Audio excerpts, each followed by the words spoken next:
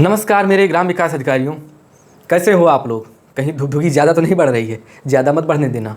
देखो, फिक्र होना अलग बात है और डरना अलग बात है। डरिए ना, फिक्र करिए, डरिए ना। हम बार बार आपको हर दूसरे तीसरे दिन यही बता रहे हैं कि डरिए ना। डरने से सब काम चौपट हो जाएगा, तो डरिए ना। सिलेक्शन मैंने पहले भी कहा, आपका नहीं होगा तो किसका सिलेक्शन होगा। अगर आपने मेहनत से पढ़ाई किया है, हर चीज़ सारा चीज़ कवर कर लिया है, कोई चीज़ आपका छूटा नहीं है, तो सिलेक्शन आपका नहीं होगा तो होगा किसका। और योगी जी ने कहा भी है कि ऐसे टफ प्रश्न मत दीजिए जिनका कोई मतलब ही ना हो, जिनको जो आयोग के सदस्य हैं वो भी ना जान पाए, जो एग्जामिनर हैं वो भी ना जान पाए कि इसका आंसर क्या होता है। तो इतने टफ प्रश्न आने का कोई औचित्य नहीं है। तो अब तो एक चीज़ और क्लियर हो गई ना कि पेपर ईजी आने वाला है। तो पेपर ईजी आने वाला है यानी कि कट ऑफ हाई जाने वाला है। अगर ईजी टू मॉडरेट रहेगा, मतलब अगर ना ज़्यादा ईजी रहेगा ना ज़्यादा हार्ड रहेगा, बीच का अगर मान लीजिए मॉडरेट रहेगा, तब भी आप ये जान लीजिए कि आपकी तैयारी बिल्कुल दुरुस्त है। तैयारी दुरुस्त है। आपने अगर तैयारी किया होगा, उस परिप्रेक्ष्य में मैं कह रहा हूँ, अगर आपने टहला होगा, इधर उधर घूमे होंगे, तो मैं उसकी गारंटी नहीं लेता हूँ। लेकिन आपने अगर पढ़ा है, 3 महीने लगातार पढ़ा है आपने, तो समझ लीजिए कि सिलेक्शन आपका पक्का है होना। बात करेंगे आज हम मौलिक अधिकार की। संविधान के अनुच्छेद हम पढ़ रहे हैं, मौलिक अधिकार की बात करेंगे। हमने देखा कि हमने बताया था पिछले वीडियो में कि हमने क्या क्या पढ़ा। उसमें हमने बताया मौलिक अधिकार और नागरिकता, ये सब पढ़ लिया है, नीति निर्देशक तत्व भी पढ़ लिया है। लेकिन किसी एक बंदे का कमेंट नहीं आया कि सर मौलिक अधिकार पढ़ा नहीं है हमने भी, हमारे द्वारा नहीं पढ़ाया गया, किसी ने नहीं किया। क्या वीडियो देखा नहीं पूरा आप लोगों ने? क्या अजीब बात है। अगर देखा नहीं तो इतने लोग हैं क्या? देखो, व्यूज़ पे मत जाइए कि वीडियो मेरा कौन सा चला, क्यों कौन सा नहीं चला। पिक्चर तो सलमान खान की भी नहीं चलती है, मैं तो एक आम इंसान हूँ। मैं सिर्फ जानते हो 10-12 लोगों को मान करके वीडियो बनाता हूँ कि 10-12 लोगों का कल्याण हो जाए। जो खास हैं, जो जुड़े हैं, वो हर वीडियो पे उनके कमेंट भी आते हैं। 4-5 लोग हैं जिनके कमेंट नहीं भी आते हैं, तो उनसे मतलब पर्सनल हमसे जुड़े हुए हैं, उनके लिए मैं बनाता हूँ। ये बाकी जो इतने व्यूज़ जा रहे हैं, ये जान लीजिए मेरे लिए ये इनकम है। ये जो आ रहे हैं, एक्स्ट्रा जा रहे हैं ना, ये मेरे लिए इनकम है। तो इससे मुझे परेशानी कुछ नहीं होती है कि हाँ व्यूज़ नहीं जा रहे हैं। ऐसा है, सही चीज़ें सही समय पर हो ही जाती हैं। हो सकता है समय इस समय सही ना चल रहा हो। खैर, आज हम पढ़ेंगे मौलिक अधिकार। हाँ, मार्कर जब ये लगाते इधर ऐसे ऐसे करते रहते हैं तो इसकी स्मेल नाक में घुस जाती है और तुरंत रिएक्शन होता है छींक के तौर पे। तो छींकेंगे नहीं, स्टार्ट करने जा रहे हैं, कहते रहे छींको ना पहले।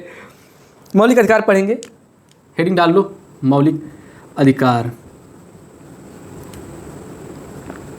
मौलिक अधिकार। कुछ लोग हैं ना, उनके पास समय भी नहीं है पढ़ने का।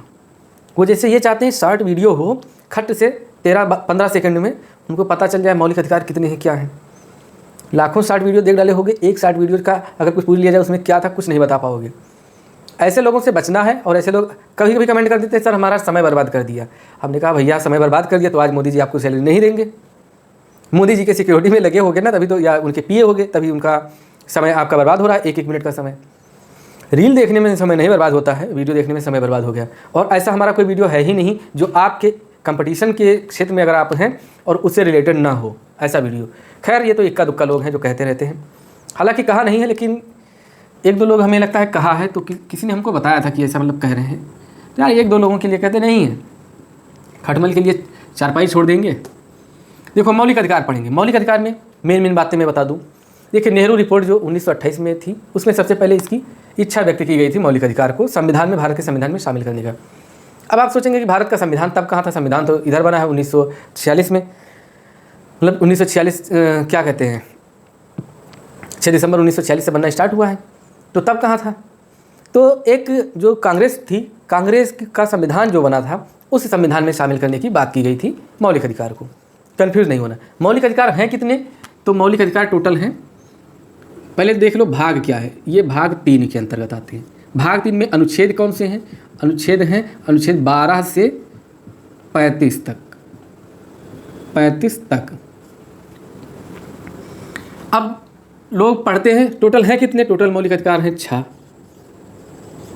कुल 6 हैं। कुल 6 कौन कौन से हैं? तो सबसे पहले लिख लीजिए समता का अधिकार।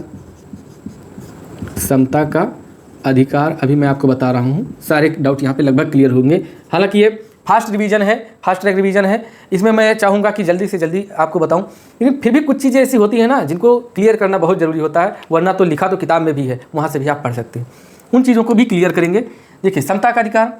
फिर दूसरा क्या है? ये आर्टिकल 14 से 18 तक। दिमाग की बत्ती जलनी चाहिए, क्लिक करना चाहिए। फिर है स्वतंत्रता का अधिकार। स्वतंत्रता का अधिकार, ये 19 से 21 तक। फिर इसके बाद क्या है, शोषण के विरुद्ध अधिकार, शोषण के विरुद्ध अधिकार, विरुद्ध अधिकार ये कहाँ से कहाँ तक है, तो आर्टिकल 22 से है 24 तक। शोषण के विरुद्ध अधिकार कहाँ से कहाँ तक है, आर्टिकल 22 से 24 तक है। फिर हम क्या पढ़ेंगे इसमें, एक है धार्मिक की स्वतंत्रता का अधिकार। तो धार्मिक स्वतंत्रता का अधिकार किस में है, धार्मिक स्वतंत्रता का अधिकार। ये भाई वीडियो जब बन जाओगे ना, जिस भी ग्राम सभा में जाओगे तो सबसे पहले प्रधान तो आपको ऊपर से नीचे तक देखेगा, अरे अभी यंग लड़का आ गया ग्राम विकास अधिकारी बनकर। जाएंगे अपनी वाइफ से कहेंगे, अरे सुनती हो अपनी रिंकी कैसी रहेंगी हमारे साहब के लिए। तो अब जानते हो ना, घी हो गए अपने, कहते नहीं मन ही मन आप ख्वाब देखने लगे। ये उन पर लागू नहीं होता जिनकी शादियाँ हो चुकी हैं, उन पर लागू होता है जिनकी शादी नहीं हुई है। और मान लो सेम कास्ट मिल जाए, कास्ट का मैटर अपने यूपी में बहुत होता है ना, और होना भी चाहिए। होना क्या, शादी विवाह ऐसी एक चीज़ है ना, एक दिन की बात होती नहीं है। मैं तो मतलब जहाँ तक मैं मानता हूँ ज़िंदगी भर की बात है। आप एक ही दो लोगों की बात हो तब कास्ट मैटर नहीं करता है कि आप ही दोनों के बीच में ये बात रहेगी, लेकिन आप दोनों के साथ साथ ना पूरा परिवार, पूरा खानदान पानदान जितना है सब उसमें इन्वॉल्व होता है। कितने कितने लोगों को मैनेज करोगे, कितने लोगों से कहोगे कि नहीं ये इस कास्ट के हैं हम इस कास्ट के हैं, आप एडजस्ट करो। आप एडजस्ट कर सकते ना, हर कोई नहीं एडजस्ट कर सकता। इसीलिए ये समस्या बनी हुई है, हमें लगता है ये ख़त्म भी नहीं होगी। तो अगर सेम कास्ट के मिल जाते हैं तब तो शादी की चांस जान लो कि वीडियो सिलेक्शन होगा, ज्वाइनिंग में जाओगे, पोस्टिंग में जाओगे, और जहाँ प्रधान जी ने देखा या गांव के प्रधान के कोई रिश्तेदार ने देखा, कहा कि साहब की शादी करा दो हमारी लड़की से, तो ये जान लो कि डबल फ़ायदा होगा। घर भी वही मिल जाएगा, आपके जो आपकी पोस्टिंग वाली एरिया रहेगी उसी ग्राम सभा में आपका ससुराल भी हो जाएगा। धार्मिक स्वतंत्रता का अधिकार आर्टिकल कितना 24 तक हो गया, तो ये 25 से 28 तक है, 28 तक। फिर क्या है, धार्मिक स्वतंत्रता में एक प्रश्न आपसे बहुत पूछा जाता है, अभी मैं चर्चा करूंगा। उसके बाद प्रश्न ये पूछा जाता है कि सिखों को कृपाण रखने का अधिकार किस आर्टिकल के तहत है, अभी मैं बताऊंगा उसको। फिर है संस्कृति एवं शिक्षा संबंधी अधिकार, संस्कृति एवं शिक्षा संबंधी अधिकार। संविधान में कुछ आए ना आए, लेकिन मूल अधिकार आपको जरूर पता होना चाहिए, शिक्षा संबंधी अधिकार। और छठा क्या है, संवैधानिक उपचारों का उपबंध।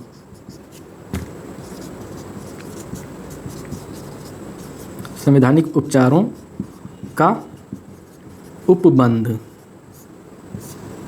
ये है। संस्कृति एवं शिक्षा का अधिकार कहाँ पे है, ये 29 और 30 में है। फिर संवैधानिक उपचारों का उपबंध आर्टिकल 32। अब आप बहुत चौंक रहे होंगे कि आर्टिकल 29, 28, 29, 30 हो गया, 31 कहाँ गया। तो आर्टिकल 31 कहाँ गया, आर्टिकल 31 में था संपत्ति का अधिकार। टोटल पहले 7 मूल अधिकार थे। प्रश्न आपसे पूछा जा सकता है कि मूल ये 6 है कुल, और मूल रूप से मूल संविधान में कितने थे, 7 थी। 7वां हटा दिया गया। कौन सा हटाया गया, संपत्ति का अधिकार। सामाजिक और जो भी था समाज के स्तर पे पारिवारिक विवाद बहुत बढ़ रहा था, और कई चीज़ें इसमें थी जो समस्याएं उत्पन्न कर रही थी, इसलिए इसको हटा दिया गया। कब हटाया गया, 44वां संविधान संशोधन के तहत हटा दिया गया। क्या बना दिया गया इसको बना दिया गया क्या कहते हैं, विधिक अधिकार। आर्टिकल 300A में इसको रख दिया गया। किस आर्टिकल में था, 7वां संपत्ति का अधिकार। तो संपत्ति का अधिकार लिख लीजिए, संपत्ति का अधिकार आर्टिकल 31 में था। अब आप सोच रहे होंगे कि 12 और 13 में क्या है, तो आर्टिकल 12 में है राज्य की परिभाषा, कि किस किस चीज़ को हम राज्य मानेंगे, राज्य की परिभाषा। फिर आर्टिकल 13 में क्या है कि कोई भी, ये जानते हो गारंटी देता है मूल अधिकार की, कि कोई भी ऐसे कानून जो मूल अधिकारों का हनन करेंगे वो शून्य हो जाएंगे। तो इसमें क्या है, मूल अधिकारों का हनन करने वाले कानून शून्य होंगे। अधिकारों का हनन करने वाले कानून शून्य होंगे। एक चीज़ कानून से याद आया कि मूल अधिकार और कानूनी अधिकार में क्या अंतर है। तो मूल अधिकार और कानूनी अधिकार में यह अंतर है कि अगर आपके कानूनी अधिकारों का उल्लंघन हो रहा है तो आप सबसे पहले निचली अदालत में जाएंगे, लोअर कोर्ट में, फिर हाई कोर्ट में जाएंगे और फिर सुप्रीम कोर्ट में जाएंगे। लेकिन आपका अगर मूल अधिकार का हनन हो रहा है तब आप ये प्रोटोकॉल नहीं अपनाएंगे। या तो आप आर्टिकल 32 के तहत सीधे चले जाइए सुप्रीम कोर्ट, और या तो चले जाइए आर्टिकल 226 के तहत चले जाइए हाई कोर्ट। लोअर कोर्ट में इसकी कोई व्यवस्था नहीं है। लोअर कोर्ट में आप नहीं, सुप्रीम कोर्ट और हाई कोर्ट को ही जिम्मेदारी दी गई है कि आम नागरिक के मूल अधिकारों की सुरक्षा करें। किससे सुरक्षा करें? हनन कौन करता है? राज्य करता है। राज्य की परिभाषा क्या क्या है वो आर्टिकल 12 में है। कोई संस्था है, मान लीजिए जहाँ आप काम कर रहे हैं, तो वो भी राज्य एक माना जाता है इस परिप्रेक्ष्य में। कोई व्यक्ति है जिसकी एक कंपनी, उसके अंदर आप काम करते हैं उसके अंतर्गत, तो भी वो व्यक्ति भी माना जाएगा कि वो राज्य है। राज्य मतलब उत्तर प्रदेश राज्य की तरह राज्य ही नहीं, राज्य मतलब ऐसी एक संस्था, मतलब इसमें पूरा डिफाइन किया गया है आर्टिकल 12 में, आप गूगल पे उठा के पढ़ लीजिएगा। तो राज्य मतलब कि क्या कहते हैं, मैं क्या बोल रहा था, मैं बोल रहा था कि कौन आपके कानूनी अधिकारों का उल्लंघन करेगा तो राज्य करता है। राज्य कौन कौन से हैं, किसको किसको राज्य कहा गया है, इसकी परिभाषा दी गई है आर्टिकल 12 में। ठीक, अगर राज्य जो भी है, तो राज्य अगर आपके इनका उल्लंघन करता है कानूनी अधिकारों का, तो आप किसके पास जाएंगे? तो आप जाएंगे सुप्रीम कोर्ट के पास और हाई कोर्ट के पास जाएंगे, इसके विरुद्ध जाएंगे। ठीक है, फिर ये चीज़ हो गया। और क्या चीज़, एक प्रश्न और पूछा जाता है कि लिया कहाँ से गया, तो ये कहाँ से लिया गया? यूएसए से, यूएसए से लिया गया। फिर एक प्रश्न और आपसे पूछा जाता है कि इसको और क्या कहते हैं? इसको भारत का अधिकार पत्र भी कहते हैं, जिसको मैग्ना कार्टा भी कहते हैं। इसे मूल अधिकारों का जन्मदाता भी कहते हैं। किसको? भाग 3 को भारत का अधिकार पत्र भी कहते हैं। प्रश्न आपसे ऐसे पूछा जाएगा कि किस भाग को भारत का अधिकार पत्र कहते हैं? तो भारत का अधिकार पत्र भाग 3। अगर ऊपर नहीं आ रहा होगा तो आप ऐसे बोल रहा हूँ, उसको सुन लीजिए। फिर क्या बात होती है? बात होती है यहाँ पे कि भाग 3 को ही क्या कहते हैं? इसको कहते हैं मूल अधिकारों का जन्मदाता। फिर और क्या बात होती है? बात इसमें एक चीज़ और हम करेंगे, इसकी तुलना जानते हो अमेरिका के अधिकार बिल से की जाती है। किसकी? भाग 3 की से तुलना अमेरिका के अधिकार बिल से की जाती है। आर्टिकल 12 में क्या है? राज्य की परिभाषा। राज्य की परिभाषा कि किस व्यक्ति, संस्था या स्थान या फिर राज्य या फिर देश को किस स्थिति में या परिस्थिति में राज्य की संज्ञा दी जाएगी, उसकी राज्य की परिभाषा नहीं, राज्य शब्द की परिभाषा। राज्य शब्द, संविधान में जो राज्य शब्द प्रयोग किया गया है मूल अधिकार के संबंध में, तो राज्य शब्द की परिभाषा। फिर आर्टिकल 13 में क्या है? जो कानून, ऐसे सभी कानून जो फंडामेंटल राइट मतलब मूल अधिकार का उल्लंघन करेंगे शून्य घोषित हो जाएंगे, शून्य माने जाएंगे। फिर आर्टिकल 14 में आपने पढ़ा ही क्या है? विधि के समक्ष समानता, कि कानूनी रूप से कानून की नज़र में सब लोग समान हैं। विधि के समक्ष समानता का अधिकार, समक्ष समानता का अधिकार, विधि के समक्ष समानता का अधिकार। एक बार मैं चेक कर लूँ, आ रहा है? सही से आ रहा है। फिर विधि के समक्ष समानता का अधिकार आर्टिकल 14 में। आर्टिकल 15 में क्या है? आर्टिकल 15 में क्या दिया गया है? तो आर्टिकल 15 में दिया गया है, देख लीजिए क्या दिया गया है कि धर्म, वंश, मूल वंश जिसको कहते हैं, धर्म, मूल वंश, जाति के आधार पर और एक 5 चीज़ों के आधार पर आपसे राज्य कभी विभेद नहीं करेगा। कौन कौन से 5 चीज़ हैं? तो है धर्म, सबसे पहला धर्म। आपका धर्म क्या है, इससे राज्य को कोई मतलब नहीं है, धर्म।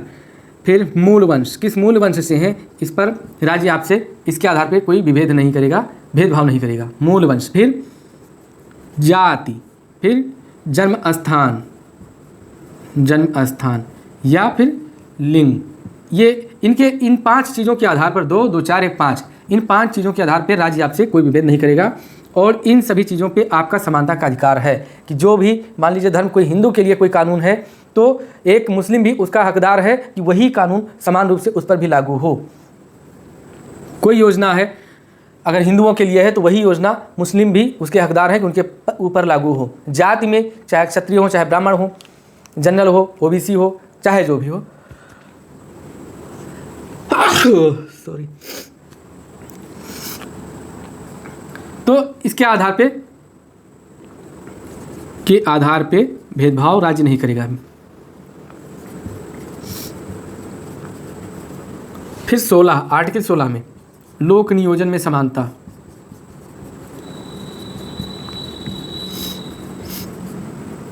लोक नियोजन में समानता का अधिकार मतलब कोई भी सरकारी संस्था है, वहाँ पे चाहे हिंदू हो, मुस्लिम हो, चाहे जिस जाति के हो, चाहे जिस धर्म के हो, बराबर अधिकार है कि आपका वहाँ पे मतलब कहते हैं कि समान रूप से आपसे व्यवहार किया जाए, समान रूप से आपकी भर्ती की जाए, ये सब चीज़ें हैं।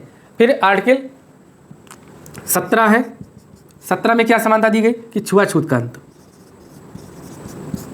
छुआछूत पहले होता नहीं था, छूट नहीं, छूत, अनटचेबिलिटी, छुआछूत का अंत मतलब कोई किसी को छू नहीं सकता था पहले, छुआछूत का अंत।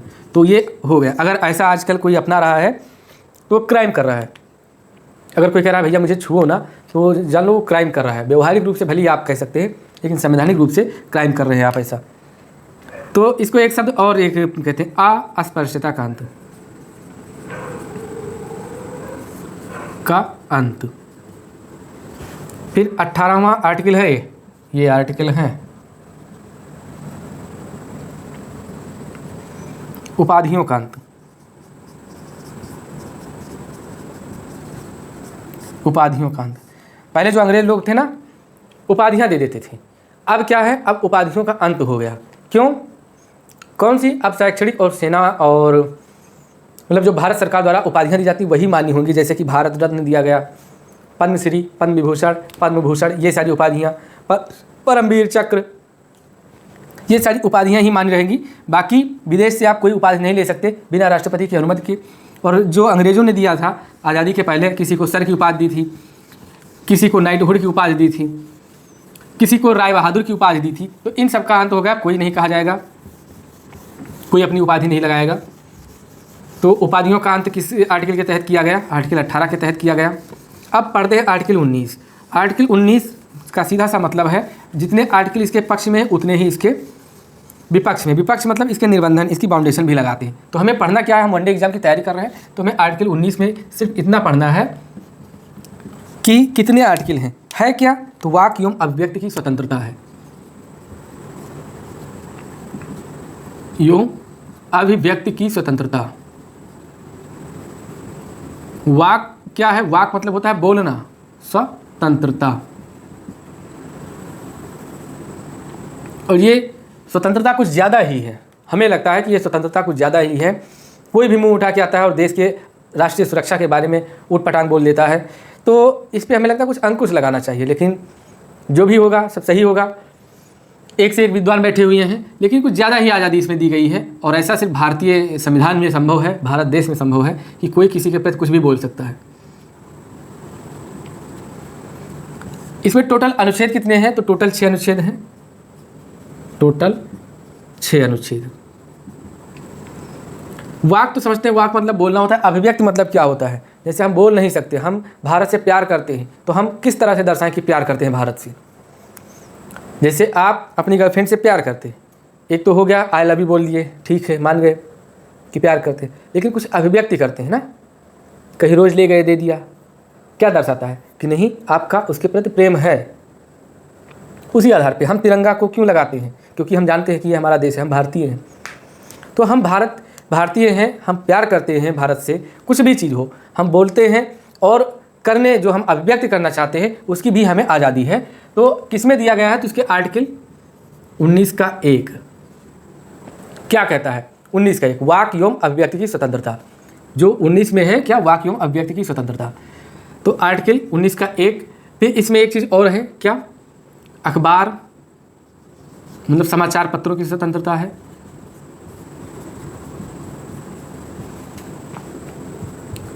की स्वतंत्रता। एक चीज़ और है इसमें, वो क्या है? 19(1) के तहत जो सूचना का अधिकार है, RTI एक्ट 2005, उसको इसी में रख दिया गया है, सूचना का अधिकार। तो सूचना का अधिकार क्या है? आपका मूल अधिकार है, मूल अधिकार के अंतर्गत आता है सूचना का अधिकार। फिर आर्टिकल 19, इसको 19(1) का लिखिए, और आर्टिकल 19(1) का खा में क्या है? खा में है शांतिपूर्वक। अब ये जान लीजिए ना, मैं तो ये कहता हूँ ये ससुराल वाले आर्टिकल हैं। आप जो जो चीज़ ससुराल में करते हैं, जो जो चीज़ें सुविधाएं आपको चाहिए, सारी चीज़ें यहीं पर हैं। क्या है? जैसे वाक्य अभिव्यक्ति की स्वतंत्रता है। ठीक, ससुराल में जाते हैं आप, किसी को भी कुछ भी बोलते हैं, सब आपकी इज्जत करते हैं कि नहीं दामाद जी आए हुए हैं, अरे कह दिया, जीजा जी हैं कह दिया, है बात नहीं। फिर 19 का ख में देखिए क्या है, शांतिपूर्वक निरायुध, मतलब जो आयुध क्या होता है, आयुध होता है अस्त्र शस्त्र आपके, बिना हथियार के, शांतिपूर्वक निरायुध मतलब हथियारों से लैस नहीं, आयुध मतलब होता है हथियार, मतलब होता है नहीं, निरायुध शांतिपूर्वक निरायुध सम्मेलन करना, मतलब आप अपने ससुराल में कोई भी पार्टी कर सकते हैं शांतिपूर्वक बिना हथियार के। फिर 19 का 1 का गा में क्या दिया गया है, गा में दिया गया है ये संगम या संघ बनाने की अध्यक्षता नहीं, स्वतंत्रता। आप अपने देश में संगम, कोई भी संगम या फिर संघ बना सकते हैं, जैसे आरएसएस बना है, संघ बनाने की स्वतंत्रता।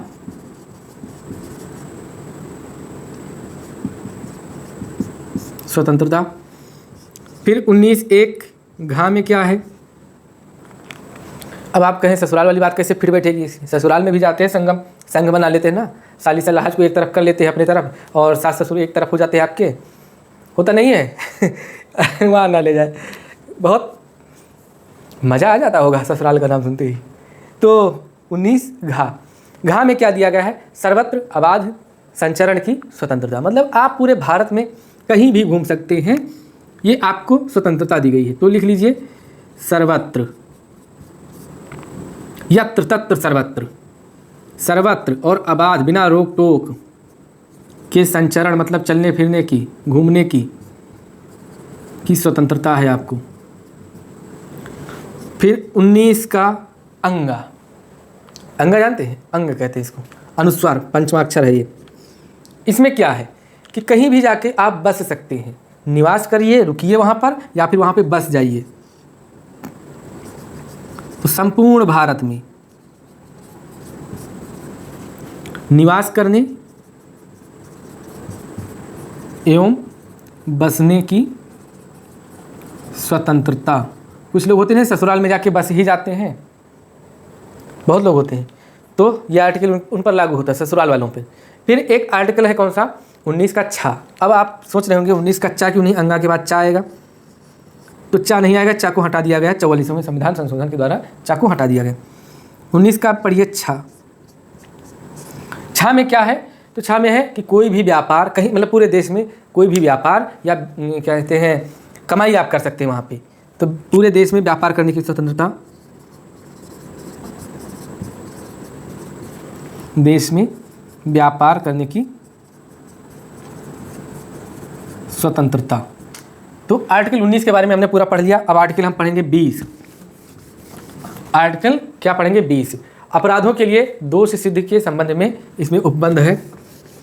इसमें सबसे ज़्यादा जानते हो क्या पूछा जाता है आर्टिकल 20 में, कि किसी भी व्यक्ति को, तो 3 चीज़ें हैं जान लीजिए आर्टिकल 20, इसको हटाते हटाते बता दो ताकि आपको लगे कि आपका समय नहीं जाया हो रहा है।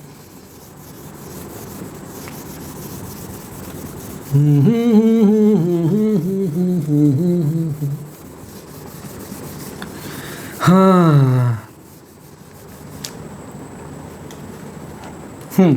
आर्टिकल 20 किसी भी मतलब अपराध के लिए दोष सिद्ध के संबंध में संरक्षण। लिखिए पहले एक चीज़ है इसमें क्या, अपराध के लिए दोष सिद्ध के संबंध में, अपराध के दोष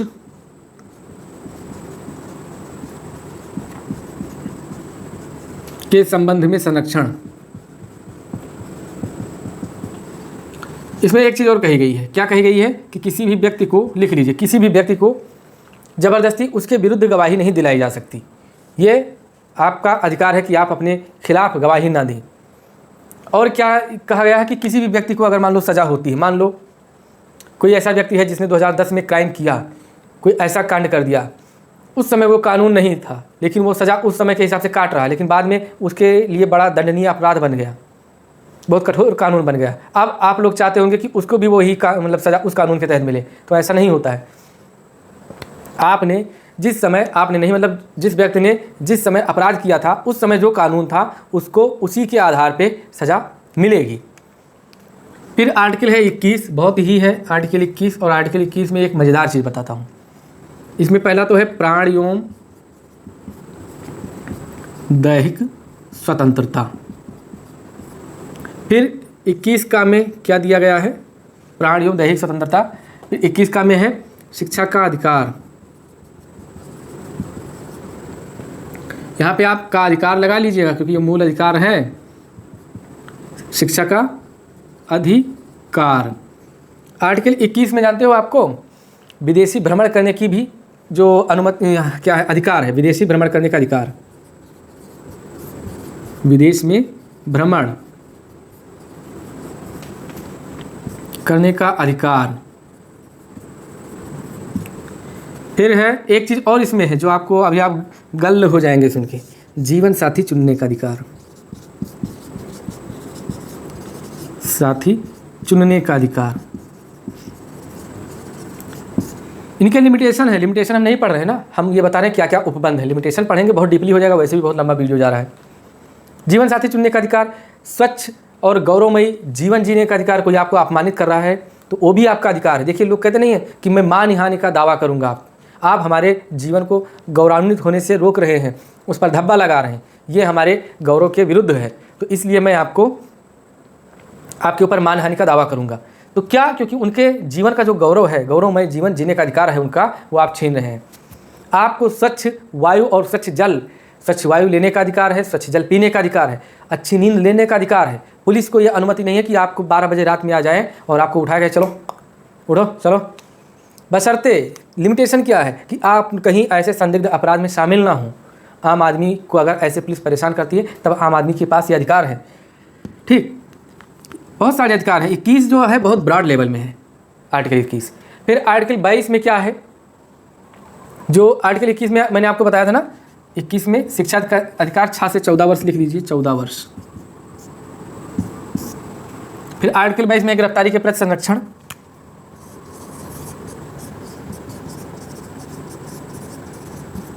गिरफ्तारी के प्रति संरक्षण आर्टिकल 22 में।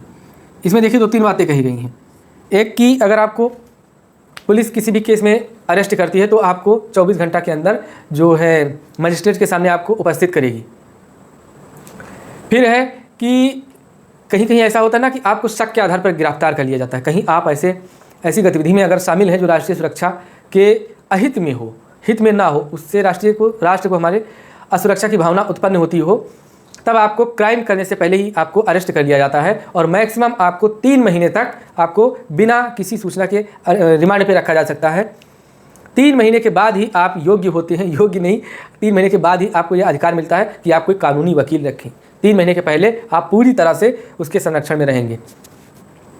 इसको निवारक निरोध कहते हैं, निवारक कानून, कि क्राइम को होने से पहले ही रोकना, आर्टिकल 22। फिर आर्टिकल 23 में क्या है, आर्टिकल 23 में हम पढ़ेंगे मानव दुर्व्यापार और बलात्श्रम।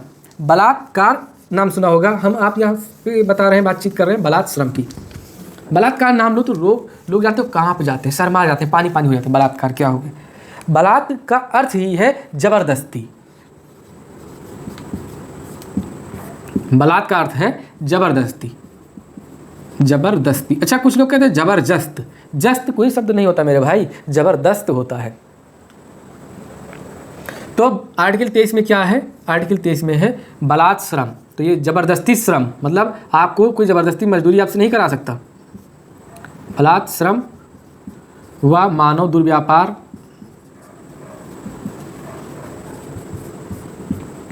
का प्रतिषेध। ठीक, अगर कहते नहीं कि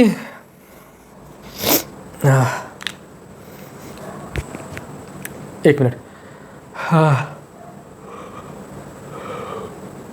नहीं आएगी,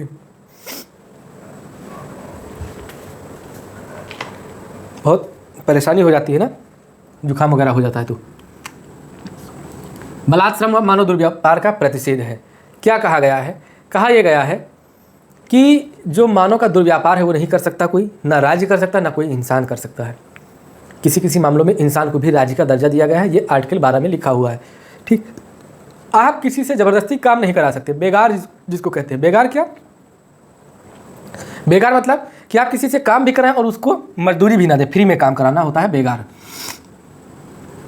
लेकिन राज्य आपसे बेगार करा सकती है। राष्ट्रीय हित में जब कोई ऐसी बात आएगी तब वहाँ पे राज्य को ये अधिकार है कि आपको बिना वेतन या बिना मजदूरी से के आपसे काम लिया जा सकता है।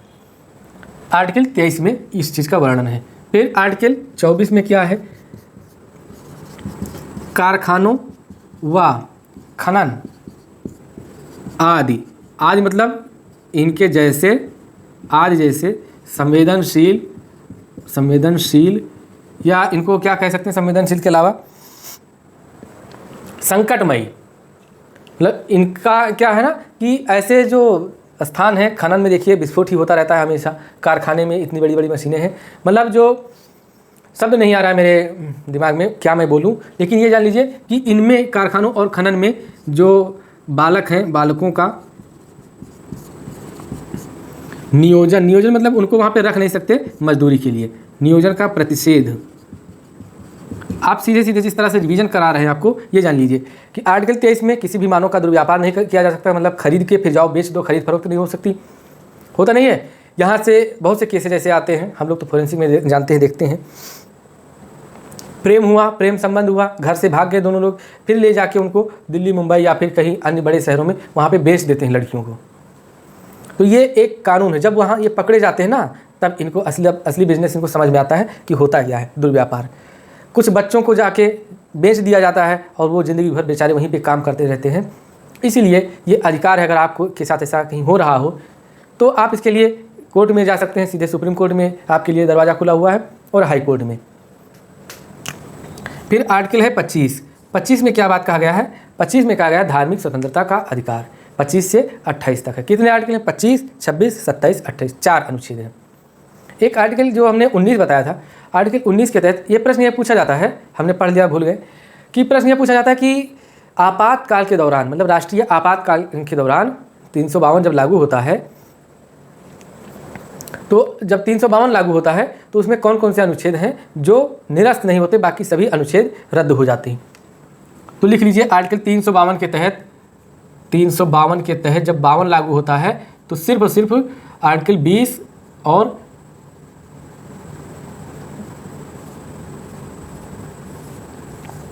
आर्टिकल 20 और 21 ये बरकरार रहते हैं, बाकी सब रद्द हो जाते हैं। अगर मान लीजिए आपातकाल लागू हुआ है, युद्ध और बाह्य आक्रमण है, युद्ध या बाह्य आक्रमण है, तब आर्टिकल ये दो सिर्फ बचे रहेंगे। लेकिन अगर युद्ध बाह्य आक्रमण के स्थान पे क्या हुआ है, सशस्त्र विद्रोह हो गया है, तब वहाँ पे आर्टिकल एक और आपको मिलता है जो बरकरार रहता है, आर्टिकल 19। प्रश्न की प्रकृति पे जाइएगा कि प्रश्न क्या पूछा गया है। प्रश्न अगर पूछा जाता है कि वायु आक्रमण या युद्ध के दौरान आप में से, मतलब आप लोगों के कौन से जो मूल अधिकार हैं वो बरकरार रहते हैं, तब वहाँ पे बरकरार रहेंगे आर्टिकल 20 और 21। लेकिन अगर आपसे प्रश्न में ये पूछ लिया जाता है कि सशस्त्र विद्रोह के समय लगाए गए आपातकाल के दौरान आपके कौन कौन से आर्टिकल जो हैं वो बरकरार रहते हैं, तब वहाँ पे 20-21 के अलावा 19 है। तो 19-20-21 सशस्त्र विद्रोह का जब होगा तब ये चीज़ था। अब ये 19-20-21 ये लागू रहेंगे, ये किस अनुच्छेद में लिखा है, तो अनुच्छेद 358 में लिखा है। और कौन कौन से रद्द हो जाएंगे, ये किस अनुच्छेद में लिखा है, ये लिखा है 359 में, ये भी आप लिख लीजिएगा। तो अब हम पढ़ते हैं आर्टिकल 25। आर्टिकल 25 में क्या है, सीधे सीधे प्रश्न पूछ लिया जाता है कि सिखों को कृपाण रखने की स्वतंत्रता कहाँ है, किस आर्टिकल के तहत, तो आर्टिकल 25 में। तो धार्मिक स्वतंत्रता का अधिकार 25, 26, 27 और 28। इसको जरा आप क्विक रिवीजन 25 में लिखिए क्या है, अंतःकरण की और धर्म के अबाध रूप से मानने की और उसका आचरण करने की, प्रचार प्रसार करने की स्वतंत्रता है। इसमें एक चीज़ और बात कही गई है, सिख जो कृपाण रखते हैं ये उनका अधिकार है, वो आर्टिकल 25 के तहत दिया गया है। फिर 26 में क्या है, 26 में है धार्मिक कार्यों के प्रबंधन से संबंधित है। 26 में कोई भी धार्मिक का कार्य आप करते हैं तो उसके मैनेजमेंट से संबंधित है। 27 में क्या है कि राज्य किसी भी व्यक्ति पर धार्मिक कर नहीं लगाएगा, मतलब राज्य या व्यक्ति कोई भी इंसान है ये आपको मजबूर नहीं करेगा कि आप ऐसा फला टैक्स दीजिए जो धर्म के नाम पर हो, जैसे जजिया और ज़कात वसूला जाता था, इस तरह से नहीं है कि आपका टैक्स लेकर और फिर किसी अन्य धर्म में या फिर उसी धर्म का सोर्स बना देना, इनकम का सोर्स बना देना, ऐसा नहीं है। आपसे धर्म के नाम पर कोई टैक्स नहीं लिया जाएगा। ये किस आर्टिकल में लिखा हुआ है? तो आर्टिकल 26 में लिखा हुआ है, नाम पर नो टैक्स। आर्टिकल 25 में धर्म का अंतःकरण, धर्म को मानना, धर्म का प्रचार प्रसार करना, धर्म का आचरण करना। आर्टिकल 25 में सिखों वाली बात क्या है? सिखों वाली बात, सिखों को कृपाण रखने का अधिकार। कृपाण मतलब होता है तलवार, रखने का अधिकार। तलवार, कृपाण, असी, खंजर, ये सब किसके हैं? चंद्रहास किसके हैं? ये पर्यायवाची, ये है तलवार के पर्यायवाची। फिर आर्टिकल 27 में बताया हमने कि किसी पर धार्मिक कर नहीं लगाया जा सकता। 28 में क्या है कि किसी भी जो पूर्णता रूप से 27 में, 26 में मैनेजमेंट है, धार्मिक मैनेजमेंट, धार्मिक प्रबंधन से, धर्म का प्रबंधन का अधिकार, या धार्मिक प्रबंधन का अधिकार मिट जा रहा है, बार बार गलत हो रहा है। धार्मिक प्रबंधन का अधिकार,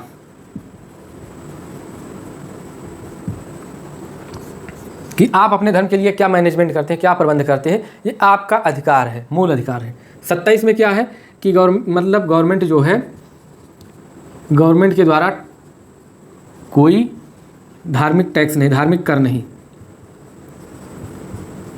नहीं लिया जाएगा। 28 में क्या है? गवर्नमेंट स्कूल में, गवर्नमेंट शिक्षण संस्थान में,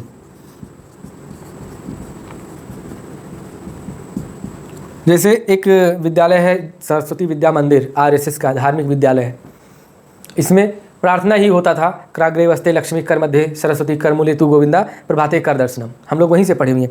लेकिन कोई भी, जैसे जीआईसी में भी हमने पढ़ा है, तो ये धार्मिक है, मतलब धार्मिक, इसमें कोई भी चीज़ ऐसी नहीं होती है जो पूर्णता गवर्नमेंट है। जीआईसी जो है गवर्नमेंट इंटर कॉलेज पूर्णता गवर्नमेंट के अंडर में आता है, और यहाँ पे कोई ऐसी चीज़ नहीं है कि जहाँ पे आप हिंदू हो या मुस्लिम हो आपको बाध्य किया जाए कि नहीं आप ये वाला प्रेयर कीजिए, आप इस दिन व्रत रहिए, या आप इस दिन सरस्वती पूजा इसमें शामिल होइए। कोई या फिर कोई अगर धर्मगुरु आता है, उसका धर्मोपदेश देना हो, तो वो भी सुनने के लिए बाध्य नहीं किया जा सकता किसी भी गवर्नमेंट स्कूल में। हाँ, अगर पूर्णता गवर्नमेंट बात कर रहा हूँ, प्राइवेट है, सेमी प्राइवेट है, इनकी बात मैं नहीं कर रहा हूँ। तो गवर्नमेंट शिक्षण संस्थान में धार्मिक गतिविधियों को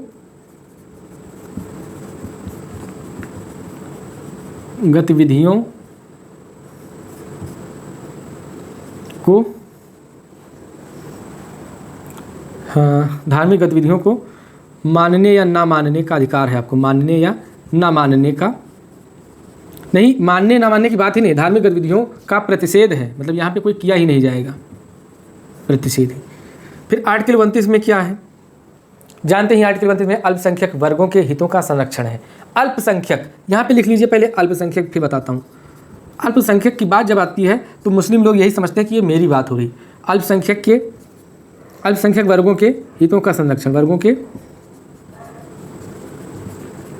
हितों का संरक्षण। अल्पसंख्यक मेनली मुस्लिम ही नहीं है, हाँ, मुस्लिमों की जनसंख्या अल्पसंख्यक में, जो 6 अल्पसंख्यक हैं टोटल, इनमें ज़्यादा है, तो इसलिए फोकस करते हैं मुस्लिम कि हाँ हम ही अल्पसंख्यक हैं। इसमें कौन से हैं? मुस्लिम हैं,